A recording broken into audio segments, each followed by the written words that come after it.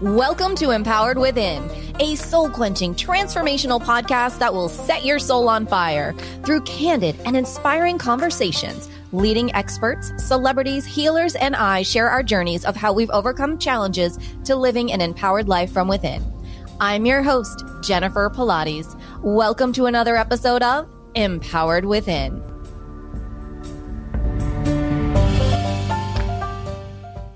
Welcome to the show, everyone. I am honored to have with us the amazing Lordro Rinzler, a meditation teacher and award-winning author of 7 books and the co-founder of the Mindful Meditation Studios in New York City.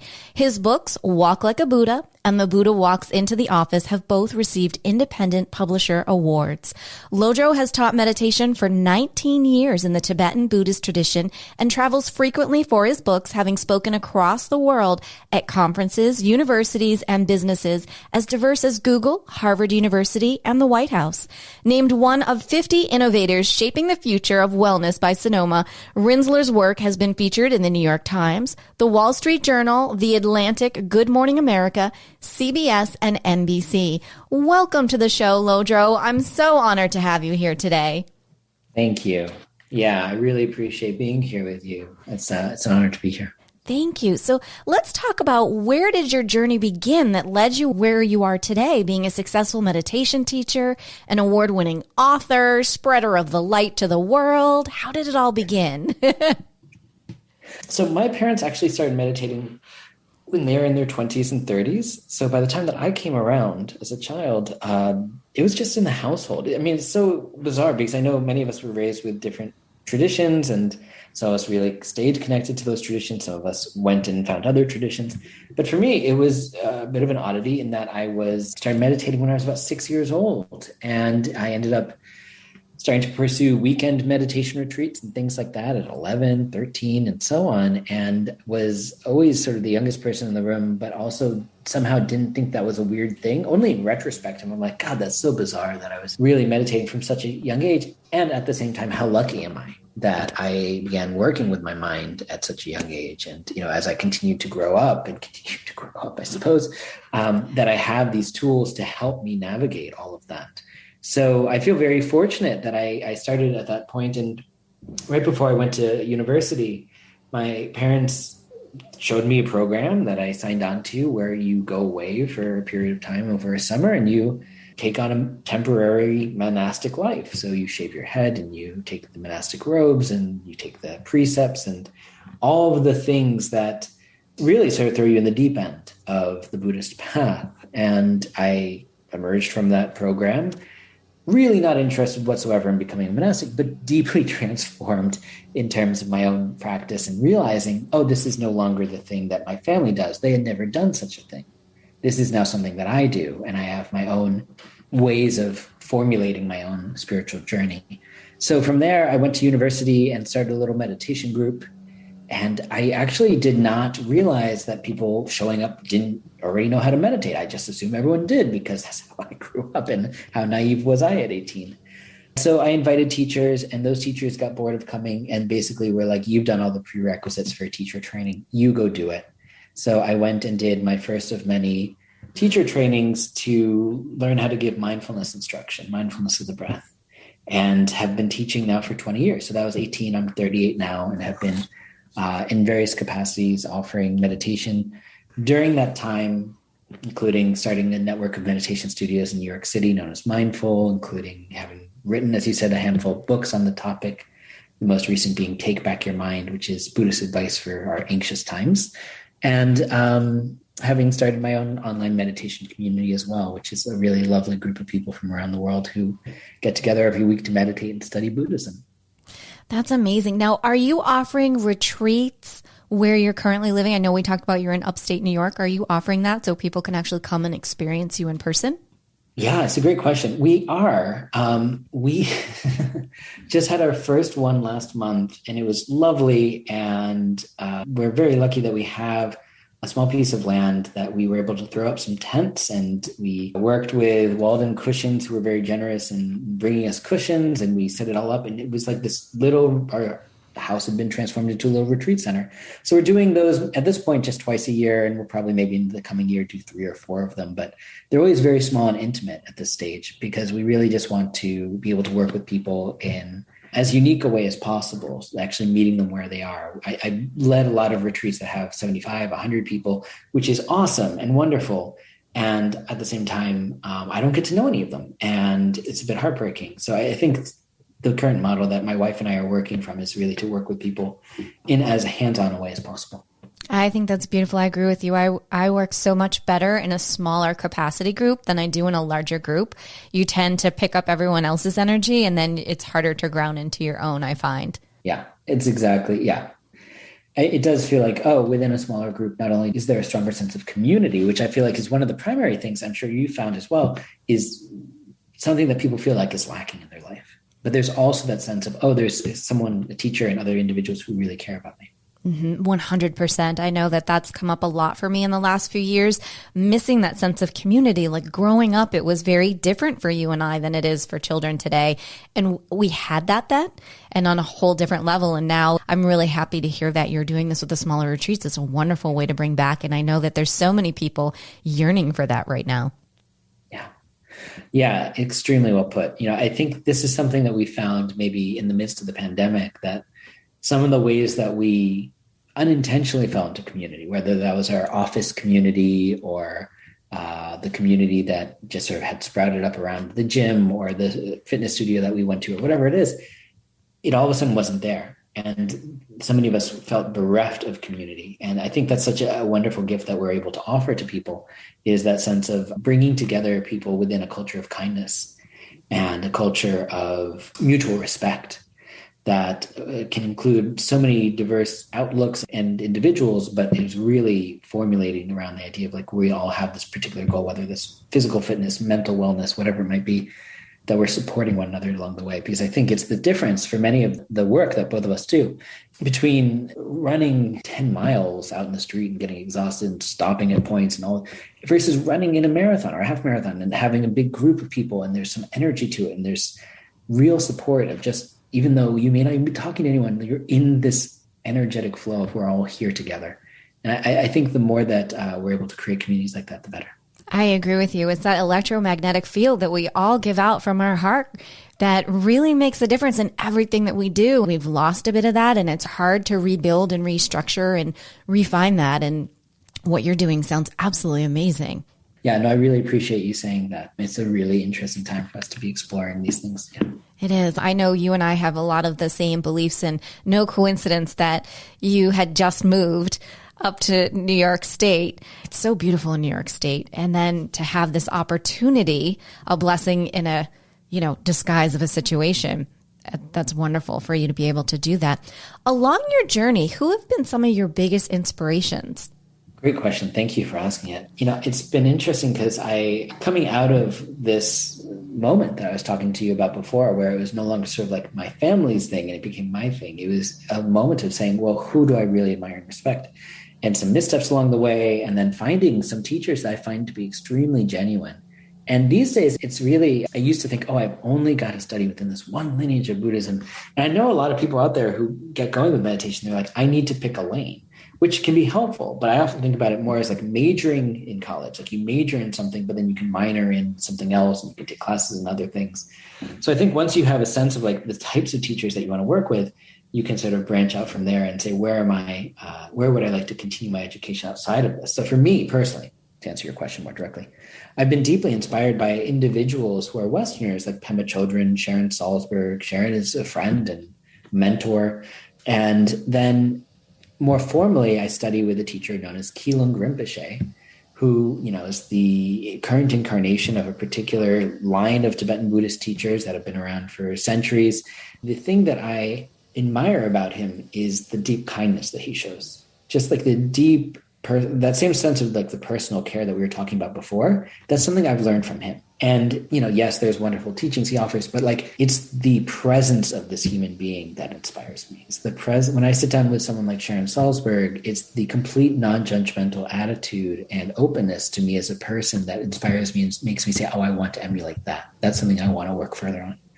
Another teacher that I've recently started studying under is Dr. Larry Ward, who is a wonderful teacher in of his own right, but as an African-American man who grew up in particular circumstances, to find so much joy. He has so many practices around finding joy in the midst of difficulty. And I'm really deeply inspired of that because we are all at this point living through extremely difficult times. But his unique exacerbated form of this, and also the way that he has developed practices of going out and just, there's a giant tree out my window here, and putting his hand on a tree every day and actually just being like the earthiness of it. And this is not a formal Buddhist practice that has been around for thousands of years. This is his practice of here's a way that I go out and find joy, to find the little moments in our life that we can actually cultivate enjoyment of the present moment. And I feel deeply inspired by that. So it's, for me, why I currently study with this teacher, Keelan Rinpoche, and that he helps guide my own teaching and my own practice. There's all these other individuals. I say, there's something here in your being that I emulate that I would like to cultivate myself. I love that you're so diverse and expressing that. And I know that a lot of people probably aren't even aware of that. There's so many different types of Buddhism and all of this that you can bring together and make your own foundation and make it your own program. Doesn't have to be so cookie cutter. I think that's so important for everyone to know and to really understand that there's so many different varieties out there and flavors, and you should want to embrace it all. Yeah, extremely well put. I think that's right. It's not like we have to fill out a form at some point and say, I am this type of Buddhist or I am this type of spiritual practitioner. So many of the teachers and colleagues I admire the most, yes, they teach Buddhism and they also have a shamanistic teacher and they also have other things that augment the things that they've already know to be true within Buddhism. And I think something shy of that is almost fear-based. It's like, well, if I learn other things, is that going to make me doubt my path? No, I think if you are solid in your path and your understanding of reality as it is, everything that can help you wake up to that is going to be beneficial, not detract. So anyway, I think it's really an interesting time that we're living in, because it used to be, as you said, there's so many forms of Buddhism. It used to be that if I wanted to study Japanese Zen, I would have to go fly to Japan. And if I wanted to study Tibetan Buddhism, I would have to get on a plane and go to Tibet. And there's so many versions of that. And here, I used to make the example that in, New York City, Chelsea, it's sort of called the Dharma district, that there's, 5 meditation Buddhist centers within a couple of blocks of each other. And now in our COVID, post-COVID world, we could do this all online. So it's like, it's all at our fingertips. What a time we live in, that we could explore these different traditions, these different modalities. And this is all, of course, separate from, sorry that I'm rambling here, but it's all separate from, these are all time-tested techniques that have been around for thousands of years. That's different than someone saying, I just tried this thing where I stand on one foot and my aura shoots out of my forehead. It worked for me. Maybe it'll work for you. We also see that. And that's a little different than what I'm talking about. Exactly. A little deeper. And then that kind of brings me to a question that I had for you. And actually, prior to us coming on, usually midday, I have a meditation practice in the morning and midday, and it worked out. And I thought, I was laying there. And in the beginning, I go, this is so perfect right before, and so I have these questions for you as far as meditation. And for some, it is sitting. For some, it is laying. For some, it is going out for a walk. I know in one of your books, you talk about a meditation, and it's walking in a circle and different things that you're doing with your hands. Is there a particular meditation that is your go-to that you feel truly works? Or do you also use a range, like walking outside and receiving messages? Do you feel that's a form of meditation as well? Yeah, it's a great question. And I'm going to be a bit traditionalist here in that one of my favorite definitions of meditation comes from my friend Susan Piver in her book, Start Here Now, where she says, meditation is substituting your discursive mind for another object of attention. Meaning, instead of just sort of wandering about saying, what thoughts are coming to me, to actually say, I'm going to place my attention repeatedly on a thing. And when thoughts come up and try and pull me out of this present moment, I'm going to return to the present moment. And of course, within that, there's such a range of things that people could meditate on. That being said, to actually answer your question, the one practice I often start people with, and that I myself practiced, nonstop without any additional practices for over a decade, is known as shamatha, or calm abiding, or peaceful abiding meditation. And it is more commonly referred to here in the West as mindfulness of the breath practice, just being with the body breathing, not changing the breath, not doing anything. And this is so simple and so complex at the same time. It's simple in that all we have to do is take an uplifted and relaxed posture, be with the body breathing, and when we get distracted by those discursive thoughts, acknowledge them and come back. It's complicated because we are not accustomed to being simple. We are not accustomed to simply being with ourselves. So we say, well, maybe I should do more. Maybe I should control the breath. Maybe I should breathe in deeper or breathe out deeper. No, we're just relaxing with the natural flow. The nice thing about being with the body breathing is that it's already happening. Even as you're sitting here and I'm sitting here and whoever's listening to this is sitting there, they're breathing. We're breathing. It's just happening. So all we have to do is pay attention to something that's already occurring. We have a tendency in our life to always want to plan, to fix, to change, to want to strategize and leave the present moment. So we have that same impulse might arise when we start meditating, this impulse to want to fix or change or do a different technique. But the simplicity of this practice really cuts through all of that habitual way of doing things, that we can just keep acknowledging, oh, I drifted off, I come back. I drifted off, I come back. And thus we train our mind to become more present so that when we leave the practice, we are actually able to enter the rest of our day and learn to be present with whoever's right in front of us, the conversation that we're having, our food and actually tasting the food at lunch, taking a walk and actually feeling the sun on our skin. These are very, again, simple joys, as you said before, but because we've trained the mind to be present and open to them, we are more receptive. It's so true. In reading a few of your books, this has come up quite a bit. You write, often, I'm a mess and also okay. Can you share what that means to you? I really resonate with that. And I'm sure so many of our listeners do. Yeah, it reminds me of the story of the Zen master Suzuki Roshi, who came into giving a talk back in, I want to say in the 60s, to his students. And he looked out at them and he said, all of you are perfect just as you are, and you could use a little improvement. And this mentality between both of these statements is that, according to the Buddhist tradition, we are already whole, complete good as is. This is extremely good news for many of us. We're not broken. We think we're broken. That's something that society has told us, that we always need to do more, we need to get more, we need to produce more, and then we'll be happy. And I think for many people who might be listening to this, they might be burnt out on that idea of like, well, when I get ... I'll be happy. That new job, that spouse, that house, that whatever it is. We could spend all of our life pursuing those things, and it goes one of two ways. We either get the thing, and then we say, oh, is this really the spouse I want? Should I have a second house? Should I, we start to look for other things, right. Or we don't, and we just feel like something must be wrong with me. I'm bad. I'm not good enough. So the Buddhist notion is 180 degrees different from this, which it says, actually, we're a whole, complete good as is. We possess a basic goodness, that we are already awake, that we have everything we need within us to actually be whole and open to reality as it is. We don't need to be additive in that way. So the idea of us being perfect just as we are, or the idea of me saying I'm okay and I'm basically a mess, is that, yeah, that is the core of who we are. And a lot of us act out of our own confusion sometimes.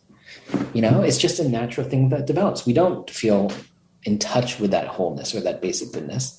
And as a result of not being in touch with that, we say something stupid.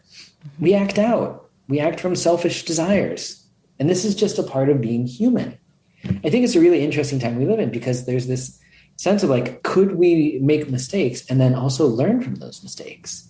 And could that actually advance us down the spiritual path? And I might even have said in that same intro to a book that like, these are the two ways that I've learned. One is that I actually study at the feet of great teachers. And I'm like, oh yeah, this is a really helpful thing. And I actually incorporated and was able to live in line with that. Or I just made a mistake and I said, that didn't work. And now I need to actually learn from that and do better. Mm-hmm. And I think that there's something that has to, in our current age and day, it's not pretty to talk about our mistakes, but like we do need to actually be vulnerable enough to say, yeah, I effed up.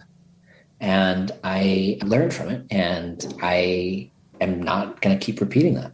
And I can actually offer myself forgiveness. And I can move into the rest of my life reaffirming that I don't want to keep going in that same direction. I agree with you. I think this year I even changed, instead of like, oh, I failed at that, that it's such a negative connotation with it. It's like, oh no, I'm learning forward today. I really learned from that. You're learning forward because you've learned from it. It's not, again, loving bringing it back to you is bringing it back to self, that meditation, bringing it back inside. Yeah, that's exactly it. That, if we actually were in touch with the sense of, I'm using a particularly Buddhist term, basic goodness, this fundamental, primordial, inherent, innate goodness that we have inside of us, it would just radically transform our relationship, not just to ourselves, but to the world around us. And it's not just me, Lodro, that has it. It's not just you. It's like all beings. So when someone cuts me off in traffic, could I actually say they're basically good? This is who they fundamentally are. And they're acting in an impatient way. And that's causing harm. It's just a fundamental shift. Then this person's an a-hole and they're bad and they're wrong and they're a villain. Right. It's really dramatically different. So I think to actually work with our own relationship to basic goodness, and then also to begin to recognize the basic goodness of those around us, can be quite profound. I agree. And it's something we, again, as a world need right now, to look at the positive versus just going to the dramatic of everything that's going on and going, well, wait, what's the blessing? You're in New York State. Now you offer intimate retreats. You couldn't have done that in New York City. There's so many good things coming out of dark times, I think is the best way to describe it. Yeah, that's right. It's interesting. I was having a conversation earlier today with that in mind, where it was this particular focus group that was asking me questions around so the good, bad, and the ugly of the pandemic and mental health and wellness. And in reflecting on it, most of the meditation students I work with, their primary fear is that they are not going to be able to continue with some of the things that they actually really benefited from in the midst of the pandemic. Like, for example, setting really good boundaries around work and life, or not drinking so much, or like valuing time on the meditation cushion or the yoga mat instead of feeling like they always had to be out. There's things like that it's just around self-care and self-appreciation or acceptance, that the great fear is like, this might go out the window now that things are speeding up again. Right. And the conversation I end up having over and over again, I imagine you might be having similar conversations, is who gets to determine that? Well, it's me. I determine whether I continue with these boundaries. I can determine whether I continue to prioritize my self-care. There's no one that gets to determine that. It's just because things are speeding up and opening up and things like that does not mean that we necessarily have to return to the way things were before. Mm-hmm. In an odd sense, it's been a phenomenal reboot to take us back to simpler times and to decipher what out of that do you feel great with and resonates with you and makes you feel good versus where you were in your life, what didn't work. And I truly hope, and I feel like you're saying, like the majority of people that I've spoken with as well, want to keep life simple, want to go for a walk, want to have dinner with their families, want to have a communication, want to turn the phones off and put them down and have no problem doing that. Yeah, that's exactly right. And I think that learning that has occurred is really wonderful. And it's, I forget which pill is which in the Matrix, but it's like, you either take the red pill or the blue pill, but then when you take the blue pill, you can't go back to the way things were before. And while there's been incredible horror and devastation that has arisen out of this pandemic, there's also a lot of taking of the blue pill where it's like, well, I actually now understand certain things I didn't understand before. And that learning doesn't go away. I carry that into this new world. I agree with you. Once the lights go on, you can't not see what you're seeing. Yeah. So we often hear, and you've spoken of it a little bit here on the show, the words mindfulness and meditation. Can you explain the difference? Because I think sometimes they get intertwined in the way in which society has glamorized certain things, and they can actually be rather different. Yeah. Thank you for asking that. So let's start with meditation. Meditation, as I mentioned before, could be us substituting our discursive thinking for an object of our attention, a mantra, the breath, sound. Great. It's that repeated placement on the thing.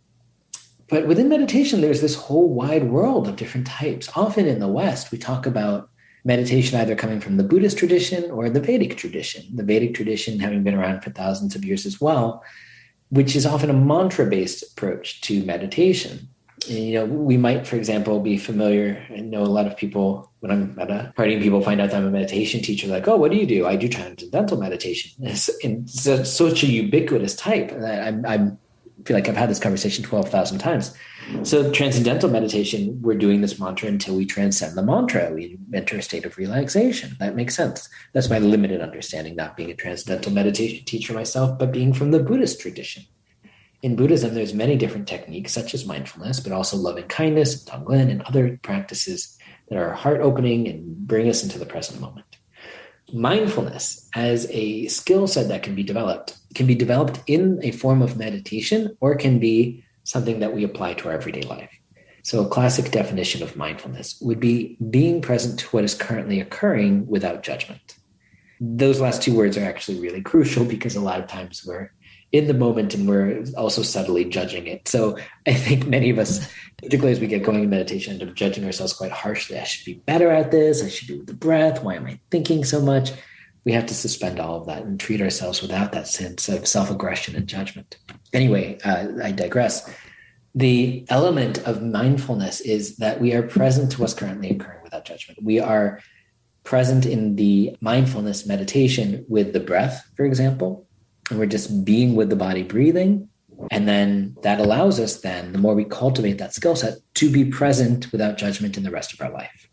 So when I drink a glass of water, I could just be there with the glass of water. When I'm in a conversation, I could just be there in the conversation. This is the act of mindfulness, but it's really well refined in the act of mindfulness meditation. Mm-hmm. Does that make sense? It totally makes sense. No, it totally makes sense because I'm thinking, okay, there are two things totally that need to be worked on, but then can come together and really bring a beautiful new world to mind, body, spirit at that point in time. Yeah, extremely well put. Yeah, thank you. Mm-hmm. With your new book, you're addressing a lot of stress and a lot of anxiety, of which at some point in life we all have had. And you wrote at one point and said, anxiety is not something innate to who we are. It is a learned habit that can be unlearned through the power of meditation. Okay, I'd like to unlearn. And I'm sure a lot of our listeners would too. When I read that statement, it was so powerful to me, Lodro. I just sat there and went, wow. There was an empowering moment going, you don't have to feel that anxiety. You can bring in the emotions, but you don't have to live through it. So how do we unlearn? Yeah, it's great. I really appreciate you asking that. And also thank you for sharing that. I'm glad that this was somewhat impactful because going back to what we were talking about before, if our anxiety isn't innate to who we are, there must be something that is, and that is that sense of wholeness and goodness that we can discover within meditation. When we sort of get out of our own way, that's waiting to be discovered. That sense of, oh, in this moment, as I'm just sitting here breathing, I'm okay. That's what I'm talking about when I talk about basic goodness. It's like, oh, I'm okay as is. But that's not the experience. I wish, like people can sort of visualize a bar graph here. Often what we have is like 95% anxiety, 5%, oh, I'm okay with myself. Right? And I do think that what we want to do through the practice of meditation is slowly invert those. So maybe it becomes 50-50 and then 60% we're okay with ourselves, 40% we're lost anxiety.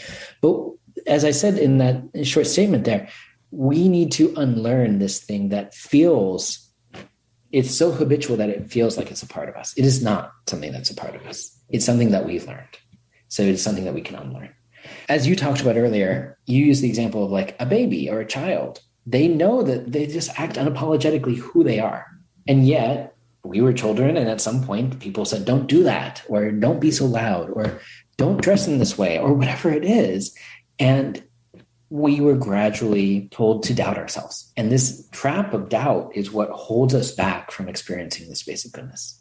The way that this trap of doubt often manifests for many of us is a sense of anxiety. What if this happens? What if that happens? Then I'm not going to be okay.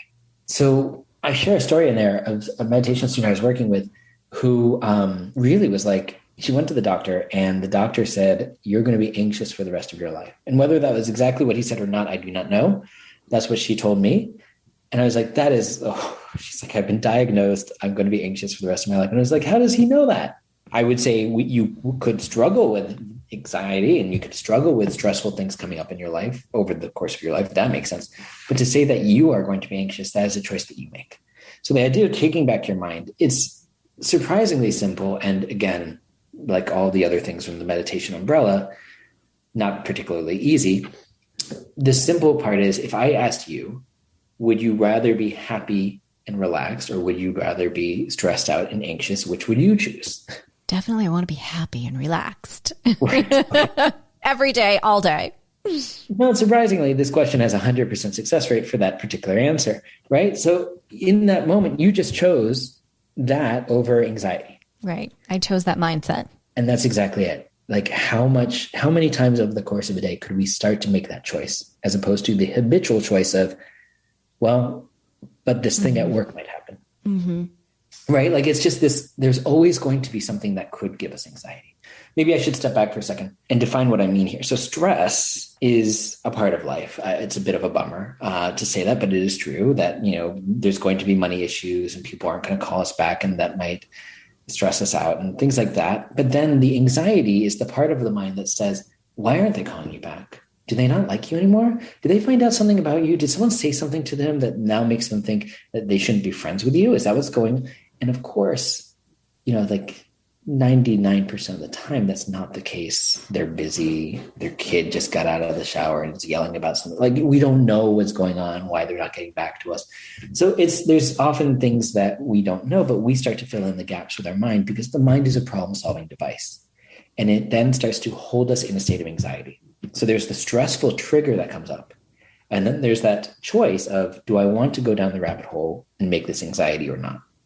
That's the thing we can unlearn. We can't unlearn stressful responses, unfortunately, to the best of my knowledge.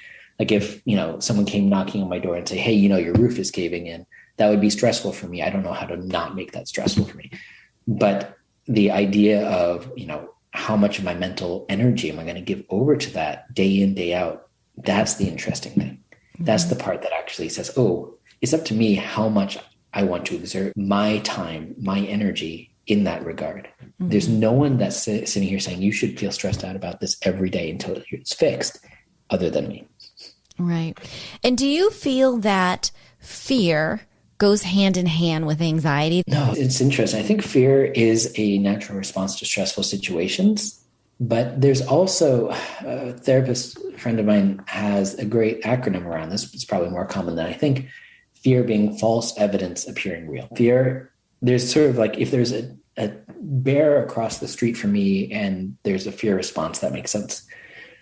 But more often than not, the fear that I'm feeling is something that I have created based on false evidence, things that are not currently occurring. But it feels real to me because it's possible in my mind.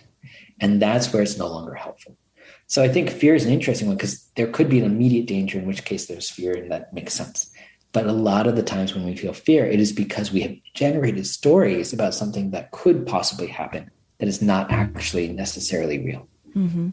So I'm thinking about, like, over time, over life, like it seems like in our society, it's very fear-based and fear-driven and reactory to a lot of things. How can we then work on, or what suggestion would you give to work on to go, okay, if everything has always suddenly, you drop something and you're anxious and there's that anxiety, everything has gone to that heightened sensitivity. How do you deprogram that? Yeah. So this is the 7th book I've written, and there's a bit of a running bit in there where it's like, okay, I've written all these books. I've said, hey, do this shamatha thing that you and I talked about earlier. Do the mindfulness of the breath thing. Now that you've gotten really good at meditation, you now know that you can acknowledge these stories, come back to the breath, that you have the freedom to do that. And that is the foundational practice. Like, the reason I recommend it for people is because it is training us in letting go of the anxious stories, coming back into the present moment. Just like lifting weights, the more we do that, the stronger the muscle becomes. And here's the mental muscle of realizing we don't have to chase after every anxiety-producing story that comes up. We can come back into the present. But even though that is the foundation, I'm now also going to reveal some of the things that I'm like, and I feel this is a big and. Right? There's all these other waking hours of our day that we're not meditating, and our mind goes wild. So we got to work with the mind in the post-meditation experience too, i.e. the other waking hours of the day. So To answer your question more directly, one thing I often recommend for people, particularly when we are in that heightened physical state, is to take 3 deep breaths in through the nose, out through the mouth, which calms the nervous system. This could take 30 seconds, but in that 30 seconds, the mind is no longer fixated on that current story that is holding us in that physical stress response mode. So 3, 7 times of that. Another thing I think is helpful before we get to that physical response, maybe the shoulders are starting to tense up and we notice that, but we're playing out the same story over and over and over again in our head. After the 50th time, we can ask ourselves a question like, is this useful? Is this helpful? More often than not, the answer that comes back from inside of us is no, it is not. Maybe the first time you said, oh, I want to make sure I tell them this. Maybe that was helpful. After the 50th time of strategizing how this conversation is going to go, knowing full well that it's not going to go that way because conversations never go the way that we actually think they will, is no longer helpful, then why am I doing it? We're more likely to be able to give up the ghost on that continuous hamster wheel of a story that we've been on if we just ask ourselves gentle questions to become more inquisitive about the experience. I love that. So that takes me into this question, which also I felt to be very powerful. And I work with this a lot with clients, is you talk about the Buddhist philosophy of you are not your job. Please help describe that more, because again, that's something that I feel was society driven, that this is what you do. This is who you are. This is your title.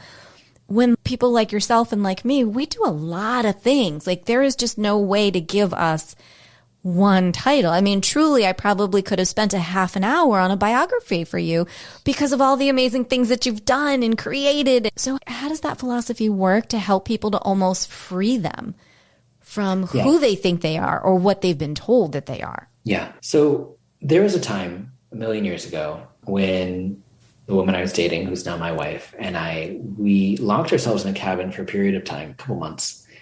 And both of us were sort of evaluating our work and things like that. And there was this moment where I took all these 8.5 by 11 pieces of paper and I did what you just mentioned. I wrote down everything that I did. And at that time, there was even more activity. And I, wrote for this magazine and I put that up on the wall, wrote for this sort of thing, put that on the wall. And I started just moving them around, looking at it. I said, what's the through line? What's meaningful? And so the short answer to what I do for a living is that I make meditation accessible, or as accessible as I possibly can. That's what I do. These days, I might even go so far as to say make Buddhist meditation because it's so specifically in the Buddhist realm. But it's the same idea. It hasn't changed in these many years.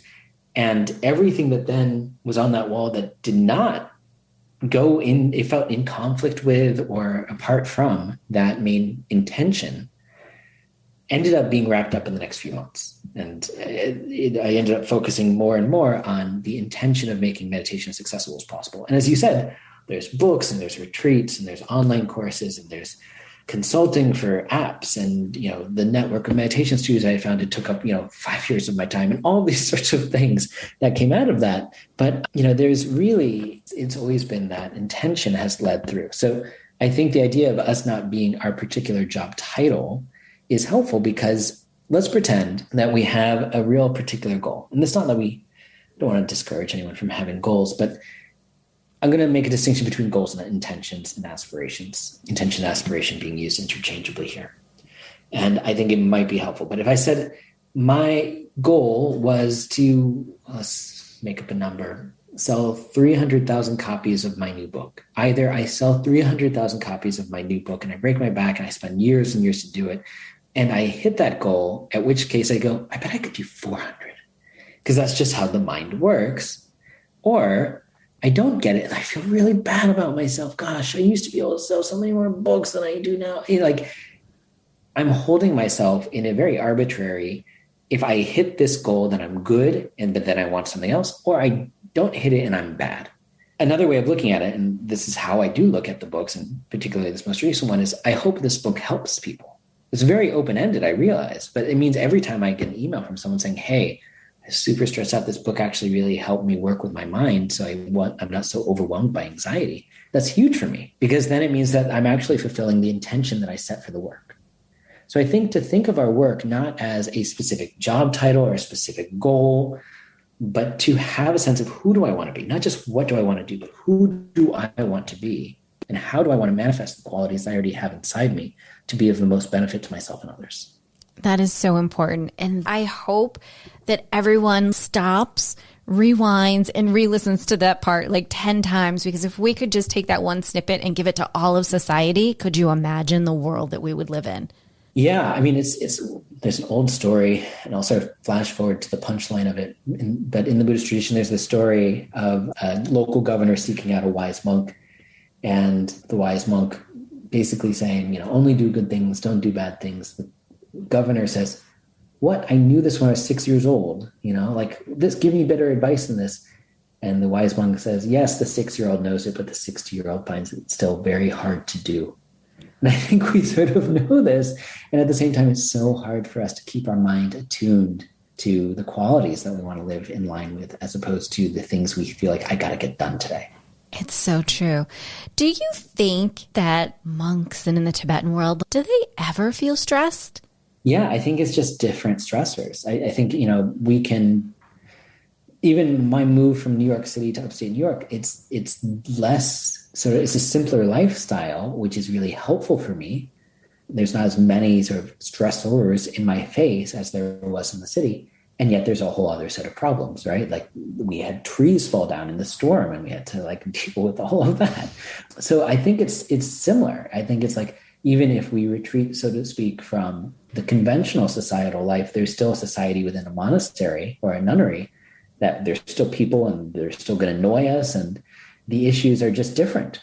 Like this person serves food so slowly and I'm hungry all the time. And why are they always like this? It's sort of like, it's just a different set of issues that can cause us stress. So we could do any number of things. We could become monastic, or we could stay a householder. We could simplify our life to our heart's content, but there's still going to be things that cause us stress because stress is part of life. So it's really, no matter where we are and what we do, we have to learn to work with our mind. Right. It all comes back to the mindfulness. And I love what you've said throughout, that it's kind of like eat, pray, love. You don't have to go to Tibet to find yourself because you are right here. You actually just have to go inside and take a minute or a few hours. Yeah, that's exactly right. And yeah, I think the idea of I will never get to be that person because I don't get to be a monk, or I don't get to simplify my life. It's like our mind is our mind. It's really up to us as to whether we decide to work with it or not. So, Lodro, you have written 7 books. Is it 10 years now or is it 11? Yeah, 10 years. How do you do that? I'm sure there are tons of people that are listening who maybe aspire to be a writer. I know I would love to do that. How does that flow for you? Sure. I mean, I always think of the old Raymond Chandler quote where he said that every morning he would get up and throw up onto his typewriter, and every afternoon he would clean it up. And I think there's something about that. I mean, incredible work, but the idea of allowing ourselves to just flow with what is currently coming up for us without judgment. So it's not actually different. I think the meditation practice really helps prepare the mind for creativity. And there's, probably all sorts of science and research pointing at these days, but really basically, like if we are able to access our own wisdom, access our own sense of wholeness, then we are less likely to write a sentence and say, this is a dumb sentence. I've just got to go back over the same sentence 12 times. We have to allow ourselves the opportunity to throw up onto the typewriter, so to speak, to actually just be open to just sort of writing what we know. And I think that's the thing as well, that I think many of us might want to write a book, but then we don't know exactly I heard this thing and I'm going to compile all of the things I've heard, as opposed to actually saying, I'm going to write from my experience of these things. And that's a big distinction. I mean, at this point, I also lead mindfulness teacher trainings. And that's the thing I often tell people is you don't want to go into a talk and have your best compilation of other people's quotes. You want to have practice to the extent that you really understand it deeply and can speak from your own experience. And I think the same thing goes for writing. That we have to speak from our own experience, our own inner translation of the things that we've learned, and share from what we have to offer with the heart of wanting to be of benefit, as opposed to making it about us or talking about how we're still processing things, if that makes sense. Makes total sense. Is there one moment in your life that you are most proud of, that you are most, when you think about it, you just go, wow, that was amazing? Shoot, it's a really interesting question. I would say one thing that I'm still working on is actually taking the time to celebrate some of the good things that are done. Like I often will conclude a 5-month cycle of a Buddha. Like I literally just did this month. I conclude a 5-month cycle with 100 people from around the world doing really deep Buddhist work. And then I'll say, okay, and now we're launching into the next thing next week. So I'm still learning to celebrate these things more myself. The one that came to mind immediately, maybe because we just celebrated our anniversary, was indeed my wedding itself, because I'm not going to say, we're always going to be good together forever. I think we have a very good chance, but no matter where the rest of this relationship goes, there have been so many years of deep care and seeking to understand one another, and slowing down long enough in our life to actually take the time to do that well, which I think is sort of beautiful and rare. So I'm very proud of the relationship that's been cultivated. But really, I think there's this tipping point in us getting up in front of other people and saying, yes, we're going to keep doing this for the rest of our life. That was the wedding itself. Sometimes people are like, oh, do I have to become Buddhist? And the answer is, of course, no, you don't have to become Buddhist to meditate. That's not what you need to do. But sometimes people really want to. And my analogy is exactly this. It's yes, you could go through a ceremony and get up in front of people and say, I'm Buddhist, or you could just be Buddhist for the rest of your life in your own heart. In the same way that my aunt, very much based on her own life experience, was like, why do you need to get married? Me and my partner were together for 50 years before he passed. We didn't have to do that. But there was something profound for my wife and I to actually get up in front of people and to proudly proclaim that the things that we had sort of done well and cultivated up to that point, we were dedicating ourselves to in earnest for the rest of our life. And I think that actually was a pivotal moment for us to, in whatever tumult that has arisen in the years since, we have been able to continue the things that we vowed to do. I'm very proud of that. I think that is a beautiful way to describe two people getting married. And that is such a beautiful way to describe that. Thank you for that. Yeah. So we've gotten to the point of the show, Lodro, where I ask this one question. Are you ready for it? Sure. What is one thing that no one knows about you? No one? No one. Great question. That, since we're on the theme of meditation, there are many times throughout the day that there's sort of a residual thing that happens in meditation for me at this point, where I will be mid-email and I will raise my gaze, and you're seeing me where I work right now, and I will just pause and let the mind rest. And I think these are perhaps the most profound moments of meditation. It's it's just sort of this intentional gap that is left in the day for me to just be open, and then I'll re-enter my work. But it's starting to happen more naturally at this point in my particular path. And I think, if there is learning that could come from this for others, it is that sense to leave, there's so many transitional moments in our day. I mean, that's a weird example because I was mid-email, but you get off the phone with someone, or a meeting ends, or we're getting into an elevator. Could we learn to just be with ourselves in little moments of the day and actually enjoy those? And I think that's something that I absolutely have not talked to other people about, but it has become really a highlight of every day. That's great. Thank you for sharing that.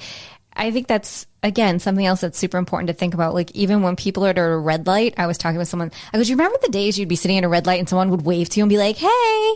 I'm like, and now people are just always on their phone. They're always doing, and they're not just being.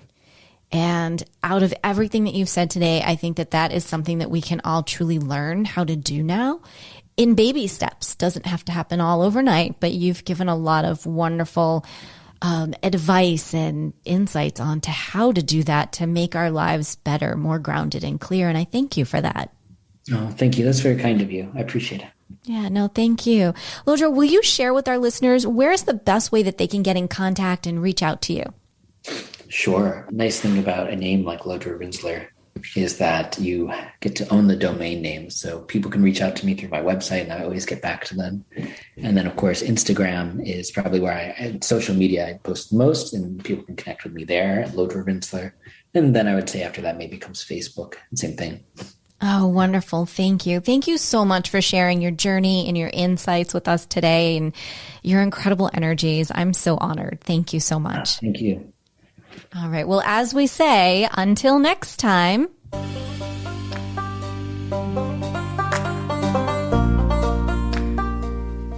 Thank you so much for tuning in to another episode. Please remember to rate, review, and subscribe to Empowered Within with Jennifer Pilates. Your feedback is important. It helps me to connect with you and gives me insight into who you are and what you're enjoying about the show. For today's show notes and discount codes from today's sponsors, head over to jenniferpilates.com. Until next time, may you live an empowered life from within.